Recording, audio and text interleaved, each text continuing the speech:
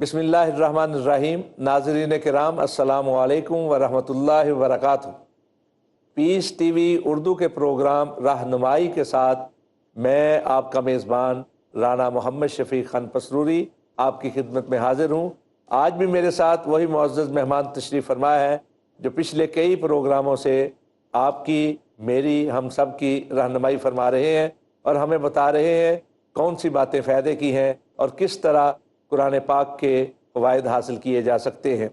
फ़वाइद में से बड़ा फ़ायदा बीमारियों की शिफ़ाउल लिमा फ़िस्सुदूर के ज़िमन में दिल की बीमारियों की बात चल रही थी कि गज़ब की बात चल निकली। गज़ब जो आग ही आग है और जलाकर बसम कर देती है इनफरादी मुफादात को, इज्तिमाई मुफादात को। इस हवाले से बात चल रही थी कि हमारी पिछली नशिस्त का वक्त ख़त्म हो गया। हम अपनी बात मज़ीद निखारने के लिए अपने मुअज़्ज़ज़ मेहमानों से रहनुमाई हासिल करेंगे। सबसे पहले मैं दरख्वास्त करूँगा हज़रत मौलाना मोहम्मद यूनुस भट्ट साहब से कि कुछ इरशाद फरमाएँ। बिस्मिल्लाहिर्रहमानिर्रहीम। आपका बहुत बहुत शुक्रिया कि आपने इस मौजू पर फिर मुझे मौका दिया है इजहार ख़याल का। तो गज़ब और गुस्सा एक ऐसी चीज़ है जो इंसान की सबसे बेहतरीन सिफ़त अक़ल को माफ़ कर देती है। इंसान मुमताज़ ही अक़ल के साथ है, लेकिन जब गुस्सा आए और बढ़ता चला जाए तो फिर इंसान की सोचने समझने की सलाहियत जो है ये ख़त्म हो जाती हैं, माफ़ हो जाती हैं। और इस्लाम जो है ये बहुत बेहतरीन मज़हब है। इस्लाम ने हमें हमारी ज़िंदगी के हर पहलू के बारे में हमें हिदायत दी, हमें समझाया है कि कौन सी चीज़ और कौन सी कैफ़ियत तुम्हारे लिए अच्छी नहीं है, कौन सी अच्छी है, किस कैफ़ियत में तुमने क्या काम करना है और क्या नहीं करना है। तो गुस्से की कैफ़ियत में जबकि इंसान की अक़ल माफ़ हो चुकी होती है, शरीयत ने इसे मना कर दिया है किसी भी जज और काजी को जब उसे गुस्सा आए तो गुस्से की हालत में वो फ़ैसला न करे। क्यों? फ़ैसला की बुनियाद अदल है, इंसाफ है। और गुस्सा जब आएगा तो गुस्से की कैफ़ियत में वो हक बात नहीं कर सकेगा।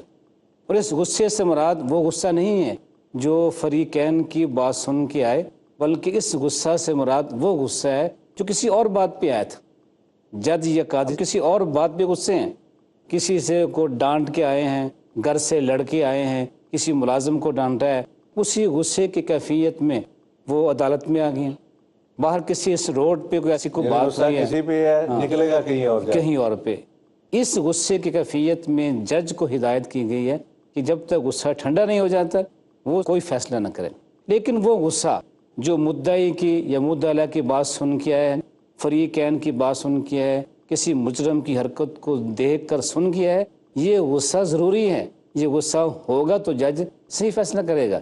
इसलिए वो गुस्सा जिसका ताल्लुक़ मुकदमे के साथ नहीं है, बाहर की बात है, उस कैफ़ियत में जज को हिदायत की। ये जो गुस्सा जो सही फैसला करेगा, ये गुस्सा भी नाइंसाफ़ी के और बुराई के खिलाफ है। बिल्कुल है, उस गुस्सा ही ऐसे आएगा, लेकिन किस बात पे? किसी बुराई की गलत बात को देखकर, गलत बात सुन के फिर गुस्सा आ रहा है। ये गुस्सा होगा तो उस बुराई के ख़िलाफ़ वो फ़ैसला सही कर सकेगा, या गुस्सा ना आएगा तो फिर वो इंसाफ नहीं कर सकेगा। लेकिन मौलाना एक बात ज़रूर है कि बसा औक़ात फ़रीक़ैन ख़ुद जज को पज़ल करने के लिए, गुस्सा दिलाने के लिए कोई ऐसी बात करते हैं जिस पर जज की इज़्ज़त पर धब्बे का बायस बनता है। उसकी इज़्ज़त जो है ना वो बाज़ औक़ात कह देते हैं जी आप मिले हुए हैं, वो उसका ज़ाती मामला बन गया। इनका रिश्तेदार है। तो उस फ़रीक़ के ऐसे अमल से जज का गुस्सा आना ये एक फितरती बात है। यानी एक वो गुस्सा है जो फ़रीक़ैन के गलत कज़िये के साथ है, कज़िये के साथ है। एक गुस्सा अपनी ज़ात के बारे में, अगर ज़ाती गुस्सा कहीं भी आ जाए, कहीं भी आ वो माने होगा, वो फैसला न करे। लेकिन गुस्से का ताल्लुक उस कज़िये के साथ है। कह रहे थे मैं ये केस नहीं सुनूंगा इसलिए कि ये इतराज़ किया गया है, या मेरा फ़लाँ रिश्तेदार जो है फ़लाँ हवाले से फ़लाँ फ़रीक़ के साथ, या मैं इससे पहले फ़रीक़ रह चुका हूँ, होता है। बिल्कुल ठीक है जी। इसलिए एक बुनियादी चीज़ है कि कोई भी ऐसा मामला जहाँ अक़ल का इस्तेमाल होना है, कोई फ़ैसला करना है जो अक़ल की बुनियाद पे करना है, उस सारी चीज़ों में जब गुस्सा इंसान को आ जाए, गुस्सा भी ज़ाती चीज़ पर हो, तो उसे चाहिए कि उस मामले पे ठहर जाए। जब तक गुस्सा ठंडा नहीं हो जाता है तब तक वो उस قضیے میں نہ آئے، اس معاملے میں نہ آئے جس کا تعلق عقل کے ساتھ ہے۔ غصے کے بارے میں ایک بات یہ بھی ہمیں پیش نظر رکھنی چاہیے، جیسے مولانا صاحب نے فرمایا ہے کہ جج غصے کے حالت میں فیصلہ کرنے کا مجاز نہیں ہے، اس کو اجازت نہیں ہے کہ وہ غصے کی حالت میں کوئی فیصلہ کرے۔ اسی طرح گھر کی لڑائی، میاں بیوی کی لڑائی، یہ بھی بسا اوقات غصے ہی کی وجہ سے ہوتی ہے۔ بلکہ ہمارے ہاں اکثر و بیشتر یہ سوال آتا ہے کہ جی میاں بیوی کی ہماری لڑائی ہو گئی، باتوں باتوں میں مجھے غصہ آ گیا اور غصے سے میں نے طلاق دے دی۔ تو کیا غصے سے طلاق ہو جاتی ہے؟ سوال کرتے ہیں۔ سوال یہ آتا ہے۔ غصہ دو قسم کا ہوتا ہے۔ ایک غصہ وہ ہوتا ہے کہ جب آدمی ہوتا غصے میں ہے، پسینے سے شرابور بھی ہو رہا ہوتا ہے، چہرہ بھی اس کا سرخ ہو جاتا ہے، زبان بھی لیکن اسے پتہ ہوتا ہے کہ میں کیا کہہ رہا ہوں، عقل قائم رہتی ہے۔ عقل قائم رہتی ہے۔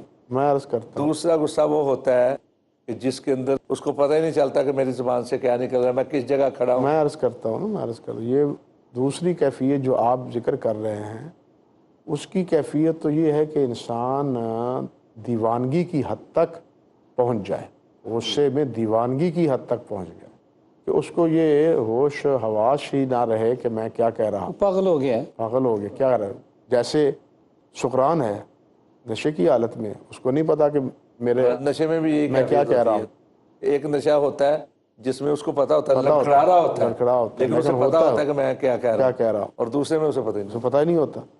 تو جیسے اس کیفیت میں نشے کی اس صورت میں دی ہوئی طلاق واقع نہیں ہوتی، حافظ ابن واقع نہیں ہوتی۔ نہیں ہوتی۔ حافظ ابن قیم رحمۃ جب اللہ پتہ ہی علیہ، نہ چلے کہ کیا کہہ رہے ہیں۔ ہاں، حافظ ابن قیم رحمۃ اللہ علیہ نے زاد المعاد میں اس پر بڑی اچھی نفیس بات کی ہے کہ جب ایسی سکران کی یعنی نشے کی کیفیت ہو کہ انسان کے ہوش و حواس بالکل زائل ہو جائیں، تو ایسی صورت میں دی ہوئی طلاق جو ہے نا وہ واقع نہیں ہوتی۔ جو ایک غصہ وہ ہے جو نارمل حالت میں اب باہم آپس میں لڑائی جھگڑے کی وجہ سے ہوتا ہے اور دیوانگی کی حد تک انسان نہیں پہنچتا، تو اس میں طلاق واقع ہو جاتی، کیونکہ طلاق کبھی رضامندی سے تو ہوئی ہی نہیں، خوشی سے تو ہوئی نہیں، ہوتی لڑائی سے ہے۔ تو ایسے غصہ جو ہے نا، غصے کی بھی یہ مختلف نوعیتیں ہیں، ایسی کیفیت میں غصے سے دی ہوئی طلاق جو ہے نا وہ واقع ہو جاتی ہے۔ یہ ایک اور بات بھی ہے کہ محض دعویٰ نہیں کہ وہ نشے میں دعویٰ کرے بعد میں کہ میں نشے میں تھا، بلکہ جو لوگ وہاں موجود ہیں نا، جو شاہد موجود ہیں، وہ گواہی دے کہ یہاں باقی اس کی کیفیت تھی۔ ظاہر بات ہے کہ یہ گواہی پر معاملہ ہوگا کہ اس کی اس وقت طلاق دینے والے کی نوعیت کیا ہے، خود اس کی اپنی بات پر اعتماد تو نہیں ہوگا نا۔ اس لیے یہاں ایک چیز اور ہے جو روایت پیش کی جاتی ہے کہ طلاق، نکاح اور رجوع، اس کو حقیقتاً اگر کوئی دیتا ہے تب بھی ہو جاتا ہے، اور مذاق میں اگر کرتا ہے، یہ بھی روایت ٹھیک ہے؟ ہاں ٹھیک ہے۔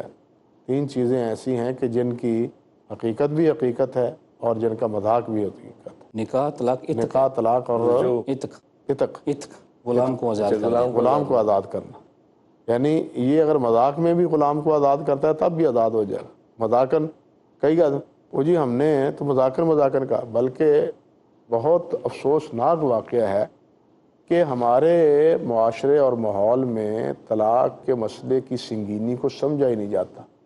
رانا صاحب آپ یقین جانیں کہ ایک خاتون نے مجھے ٹیلی فون کیا اور بیچاری روتی ہوئی کہنے لگی، مولوی صاحب جب آپ نکاح کریں تو اس وقت طلاق کا مسئلہ بھی بتلا دیا کریں۔ میرے اس خامند نے مجھے کئی بار طلاق دی ہے، تو وہ کہتا میں نے ارادے سے تو دیا ہی نہیں، میں تو ویسے مذاق میں تم نے طلاق رہا، کئی بار کہا۔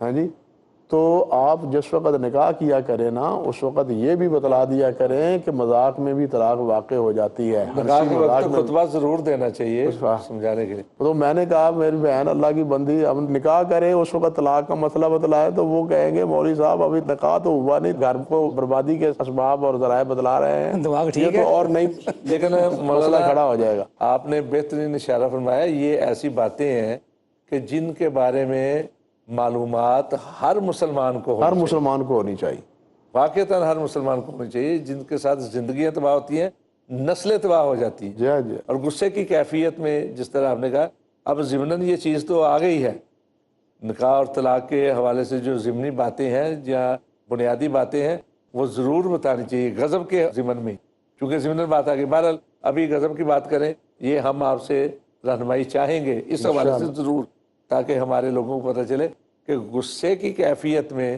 جو لوگ طلاق دیتے ہیں یا مذاق کی کیفیت میں جو طلاق دیتے ہیں ان کی کیا صورتحال ہے، کیا کرنا چاہیے ان کو، یا کس طرح زندگی بسر کرنی چاہیے، یہ ہم آپ سے ضرور چاہیں گے کہ آپ رہنمائی دیں۔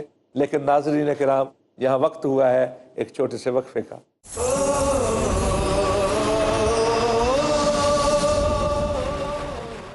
جی السلام علیکم ورحمۃ اللہ وبرکاتہ۔ ناظرین کرام، ہم اپنی بات وہیں سے شروع کر رہے ہیں جہاں وقفے پر جانے سے پہلے ہم نے چھوڑی تھی۔ جی مولانا، آپ اس حوالے سے کچھ ارشاد فرمائیں۔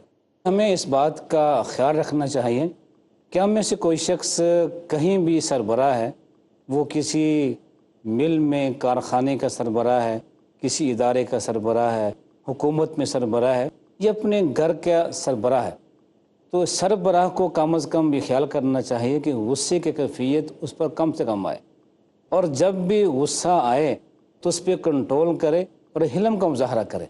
اس لیے کہ حکمران کی کسی بڑے کی غلطی جو غصے میں سرزد ہو جائے، اس کا خمیازہ اس کو نہیں بلکہ اس کی جو رعایا ہوتی ہے، اس کے ادارے کو، اس کے بچوں کو برداشت کرنا پڑتا ہے۔ صلاح الدین ایوبی ایک ہمارے بہت بڑے قائد گزرے ہیں مسلمانوں کے۔ ان کا یہ واقعہ ہے کہ وہ اپنے ملازمین کے ساتھ بیٹھے ہوئے تھے کہ غلاموں میں کچھ آپس میں جھگڑا ہو گیا، تو ایک غلام نے دوسرے غلام پر جوتی پھینکی۔ وہ غلام ہٹ گیا، اسے تو نہ لگی، لیکن جس جانب وہ بیٹھے تھے صلاح الدین ایوبی، ادھر جوتا آ گیا۔ انہیں لگا تو نہ، ان کے قریب گر گیا۔ انہوں نے یہ دیکھا کہ جوتا میری جانب آیا ہے تو پیچھے مڑے نہیں، کس نے پھینکا ہے، کس نے مارا ہے، کیوں مارا، رخ ادھر موڑ لیا جیسے کوئی بات ہوئی نہیں۔ اگر یہاں غصہ آ جاتا صلاح الدین ایوبی کو اور وہ دیکھتا ہے کس نے مارا ہے، کیوں جوتا پھینکا ہے، تو وہ غلام کی خیر نہیں تھی، لیکن حلم کا مظاہرہ کیا اور غصے پہ کنٹرول کیا، ادھر رخ کیا ہی نہیں، رخ موڑ لیا کہ نہ غصہ آئے نہ غصے میں کوئی ایسی بات سرد ہو جائے۔ یہ خوبی ہے بڑوں کی، جس لیے غصے والی باتیں تو ہو جاتی ہیں، لیکن کوئی عام آدمی ہے تو اس سے غصہ آئے گا تو شاید نقصان تھوڑا ہو، لیکن کسی بڑے کو، سربراہ کو غصہ آ جائے تو نقصان زیادہ ہوگا۔ اس لیے انہیں خاص طور پہ بڑوں کو اپنے غصے پہ کنٹرول کرنا چاہیے۔ غصہ جب بھی آئے فوراً وہ طریقے علاج ہیں اسے اختیار کریں۔ اگر وہاں اس موقع پہ غصہ ختم نہیں ہو رہا ہے، کہیں باہر نکل جائیں، اعوذ باللہ پڑھ لیں، یا ہنسی کا مظاہرہ کر دیں، جبری ہنسی کے ساتھ بھی اس بات کو ٹال دیں۔ اس بات پہ غصہ آیا ہے تو ان کیفیتوں سے، ان طریقوں سے انسان اپنے آپ پہ کنٹرول کر سکتا ہے۔ بلکہ مولانا، جب کسی کو غصہ آتا ہے نا، تو جس پر غصہ آتا ہے وہ بھی اگر کسی بات کا مظاہرہ کر لے نا تو بہت حد تک معاملہ درست ہو جاتا ہے۔ تاریخ میں بڑا ایک عجیب واقعہ ہے۔ تاتار جس وقت مسلسل علاقے فتح کرتے چلے جا رہے تھے تو رات کو انہوں نے ایک جگہ پڑاؤ ڈالا، اللہ اکبر۔ تو صبح کی نماز کے وقت جس گاؤں بستی کے قریب انہوں نے پڑاؤ ڈالا، تو صبح کے وقت اس مسجد والوں نے، وہاں کے رہنے والے مسلمانوں نے پڑاؤ کی مسجد والوں اذان کہی۔ یہ تاتار اور اس کا لشکر جو ہے وہ سارا سویا ہوا تھا، یہ بلند آواز سے اذان کہتا ہے۔ آواز اذان کی سن کے تو بہت اس کو غصہ آیا، سوئے پڑے کو اٹھا دیا، سوئے پڑے کو اٹھا دیا۔ وہ آیا اور یہاں تک کہہ دیا، ہو کتے کے بچے، یہ تاریخ میں واقعہ موجود ہے، ہو کتے کے بچے، تم نے کیوں اس طرح آواز کہی؟ تو اس اللہ کے بندے نے ایک بات کہی، نے کہا کہ اگر میں اپنے رب کا فرما بردار ہوں تو پھر تو میں اس کتے تو بہتر ہوں، اگر میں اپنے رب کا فرما بردار نہیں ہوں تو میں کتے کے بچے سے ہی بدتر ہوں۔ دیکھیے نا، اس آدمی کا، اس اللہ والے کا جواب کیا تھا کہ اگر تم نے کہا ہے یا ابن القلب، او کتے کے بچے، اگر میں اپنے رب کا فرما بردار ہوں تو میں کتے سے بہتر ہوں، اور اگر اللہ کا فرما بردار نہیں ہوں، اپنے رب کا فرما بردار نہیں ہوں تو میں اس کتے کے بچے سے بھی بدتر ہوں۔